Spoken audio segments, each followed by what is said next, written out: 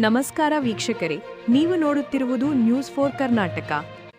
ಕರ್ನಾಟಕದಲ್ಲಿ ವಾಹನ ತಪಾಸಣೆ ಮತ್ತು ಪರಿಶೀಲನೆ ಸಂದರ್ಭದಲ್ಲಿ ಪೊಲೀಸ್ ಅಧಿಕಾರಿಗಳು ಹಾಗೂ ಸಿಬ್ಬಂದಿಯಿಂದ ವಾಹನ ಚಾಲಕರಿಗೆ ಕಿರುಕುಳ, ಹಲ್ಲೆ, ಅವಾಚ್ಯ ಶಬ್ದಗಳ ಬಳಕೆ ಮತ್ತು ದುರ್ನಡತೆ ಪ್ರದರ್ಶಿಸುವ ಘಟನೆಗಳು ಹೆಚ್ಚಾಗಿರುವ ಹಿನ್ನೆಲೆಯಲ್ಲಿ ರಾಜ್ಯ ಪೊಲೀಸ್ ಇಲಾಖೆಯಿಂದ ಹೊಸ ಸುತ್ತೋಲೆ ಹೊರಡಿಸಲಾಗಿದೆ.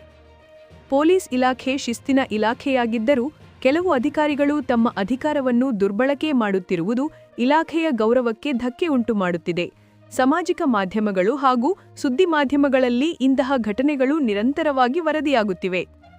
ಇತ್ತೀಚೆಗೆ ಮಂಡ್ಯದಲ್ಲಿ ರಸ್ತೆ ತಪಾಸಣೆ ಸಂದರ್ಭದಲ್ಲಿ ಶಿಶುವಿನ ಸಾವಿಗೆ ಕಾರಣವಾದ ಪ್ರಕರಣ, ವಿಜಯನಗರ ಜಿಲ್ಲೆಯ ಕೂಡ್ಲಿಗಿಯಲ್ಲಿ ಸಾರಿಗೆ ಬಸ್ ಚಾಲಕನ ಮೇಲೆ ಪೊಲೀಸ್ ಪೇದೆಯಿಂದ ನಡೆದ ಹಲ್ಲೆ ಪ್ರಕರಣ, ಚಿತ್ರದುರ್ಗದಲ್ಲಿ ಆಟೋ ಚಾಲಕನಿಗೆ ನೀಡಿದ ಕಿರುಕುಳದಿಂದ ಆತ್ಮಹತ್ಯೆ ಯತ್ನಿಸಿದ ಘಟನೆ, ಸಂಡೂರಿನಲ್ಲಿ ಲಾರಿ ಚಾಲಕರ ಮೇಲೆ ನಡೆದ ದೌರ್ಜನ್ಯ ಇವುಗಳೆಲ್ಲವೂ ದೊಡ್ಡ ಮಟ್ಟದಲ್ಲಿ ಚರ್ಚೆಗೆ ಕಾರಣವಾಗಿವೆ.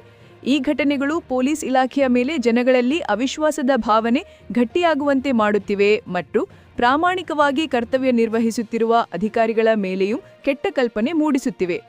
ಇದನ್ನೆಲ್ಲ ಪರಿಗಣಿಸುವ ರಾಜ್ಯ ಪೊಲೀಸ್ ದೂರುಗಳ ಪ್ರಾಧಿಕಾರವು ಪೊಲೀಸರ ವರ್ತನೆಯ ಮೇಲೆ ಕಟ್ಟುನಿಟ್ಟಿನ ಕ್ರಮ ಜರುಗಿಸಲು ಸೂಚನೆ ನೀಡಿದೆ. ವಾಹನ ಚಾಲಕರೊಂದಿಗೆ ಗೌರವಪೂರ್ಣವಾಗಿ ವರ್ತಿಸಿ ಯಾವುದೇ ರೀತಿಯ ಹಲ್ಲೆ, ಕಿರುಕುಳ ಅಥವಾ ಅವಮಾನಕಾರಿ ಪದಗಳ ಬಳಕೆಯನ್ನು ತಕ್ಷಣ ನಿಲ್ಲಿಸುವಂತೆ ಹೊಸ ನಿರ್ದೇಶನ ಹೊರಡಿಸಲಾಗಿದೆ. ಈ ಸುತ್ತೋಲೆ ಪೊಲೀಸ್ ಸಿದ್ಧಾಂತವನ್ನು ಬಲಪಡಿಸಲು ಮತ್ತು ಸಾರ್ವಜನಿಕ ವಿಶ್ವಾಸವನ್ನು ಪುನಃಸ್ಥಾಪಿಸಲು ಮಹತ್ವದ ಹೆಜ್ಜೆಯಾಗಲಿದೆ. ಈ ಸುತ್ತೋಲೆ ಬಗ್ಗೆ ನಿಮ್ಮ ಅಭಿಪ್ರಾಯವನ್ನು ಕಮೆಂಟ್ನಲ್ಲಿ ತಿಳಿಸಿ. ಈ ಮಾಹಿತಿ ನಿಮಗೆ ಉಪಯುಕ್ತವಾಗಿದೆ ಎಂದು ಅನಿಸಿದರೆ ವಿಡಿಯೋಗೆ ಲೈಕ್ ಮಾಡಿ. ಮತ್ತಷ್ಟು ಸರ್ಕಾರಿ ಹಾಗೂ ಆರ್ಥಿಕ ಮಾಹಿತಿಗಳಿಗಾಗಿ ನ್ಯೂಸ್ ಫಾರ್ ಕರ್ನಾಟಕ ಚಾನೆಲ್ ಅನ್ನು ಸಬ್ಸ್ಕ್ರೈಬ್ ಮಾಡಿ. ಧನ್ಯವಾದಗಳು.